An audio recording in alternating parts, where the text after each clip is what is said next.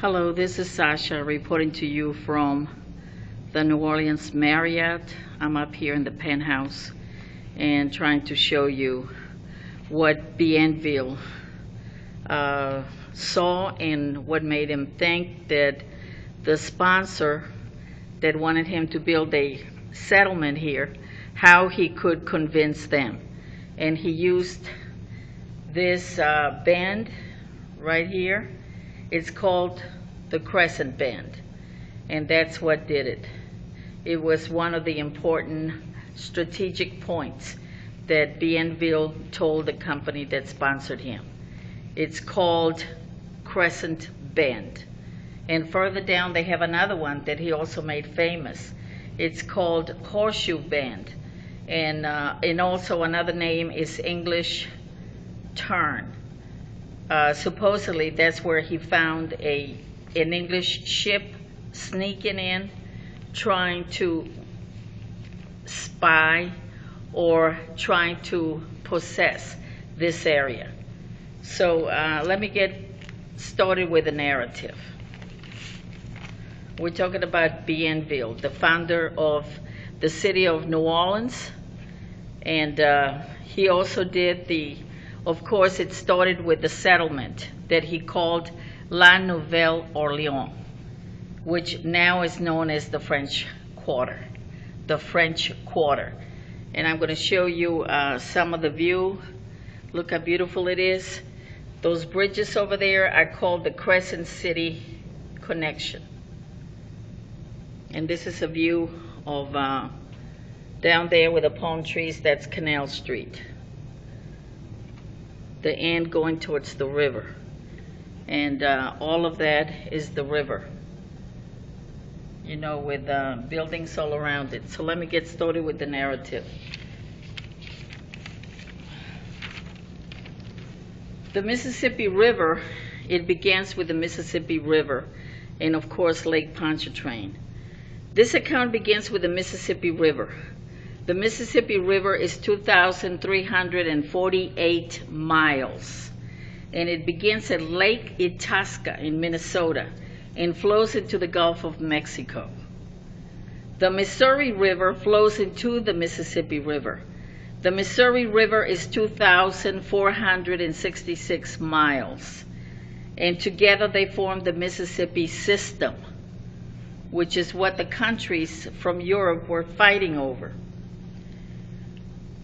The Appalachian Mountains forms one of the borders to the east and the Rocky Mountains to the west. It covers 40% of the United States.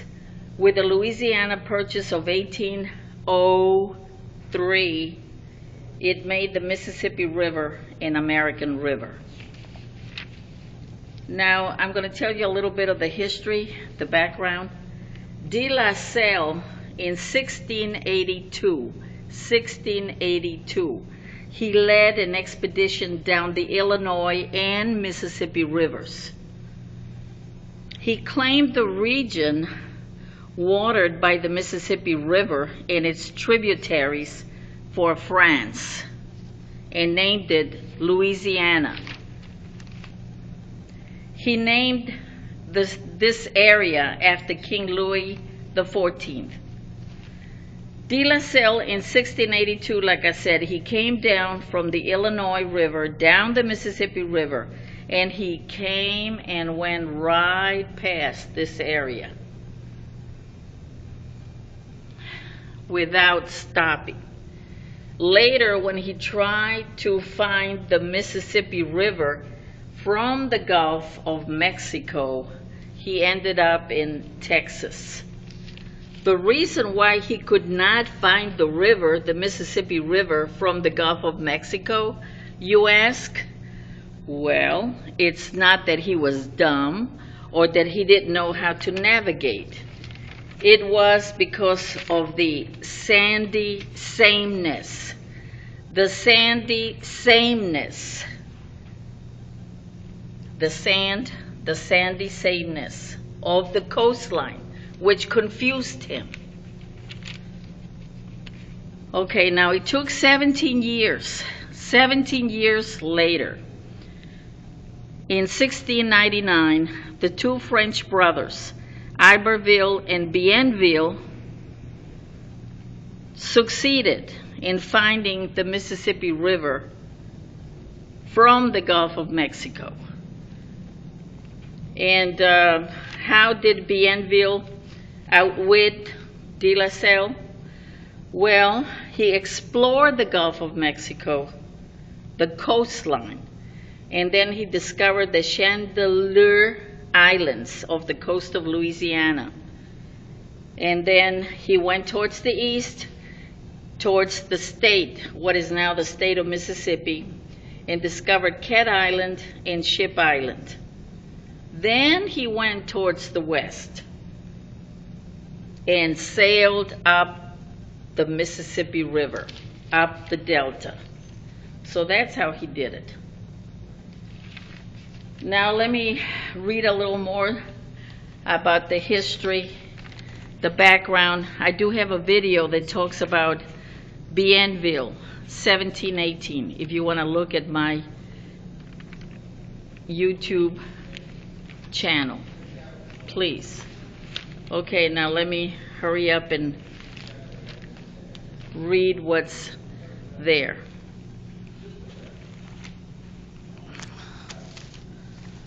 It's very interesting. I'm going to be talking about the river, its relationship with Lake Pontchartrain.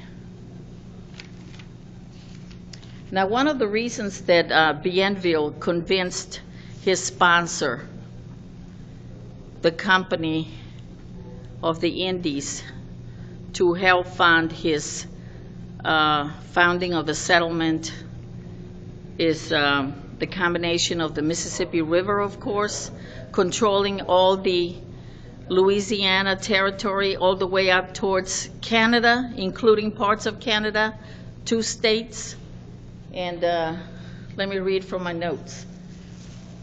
Lake Pontchartrain is in southeast Louisiana. It is roughly oval in shape, and it's 5 miles north of the city of New Orleans. The lake is 40 miles long and 24 miles wide. So it's a big lake. It covers about 630 square miles. And it's connected to New Orleans. It was connected to the city of New Orleans by railroad in 1831 and by ship canal in 1921. Now, one of the reasons why Bienville convinced the company that sponsored him was his argument, his strategic argument, which he didn't put it in these words, but this is what happened. The reason is that Lake Pontchartrain offered a winning strategy for Bienville is that Lake Pontchartrain is not a lake surrounded by land. Instead, it is an estuary which opens to the Gulf of Mexico. Let me read that again so it can be very clear. The reason that Lake Pontchartrain is not a lake surrounded by land. Let me read that again. The reason that Lake Pontchartrain is not a lake surrounded by lake is it is an estuary which opens to the Gulf of Mexico. And this fact helped Bienville. From Lake Pontchartrain, Bienville argued, French ships could sail to the Gulf of Mexico and on to Biloxi, which was important. They already had a settlement there, remember? Or back to France or elsewhere. And also in 1699, Sieur Iberville, the brother of Sieur Bienville, had renamed the lake, which had an Indian name, to Lake Pontchartrain. Okay, now, my notes also say that the lake was created from 2,600 years ago to 4,000 years ago. So it's not a new lake. And of course, the Indians used it a lot.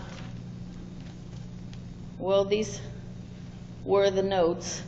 Another thing is that this is all for now. This tape is really getting long. So that's all for now. Thank you for watching. This is Sasha saying bye for now. Thank you.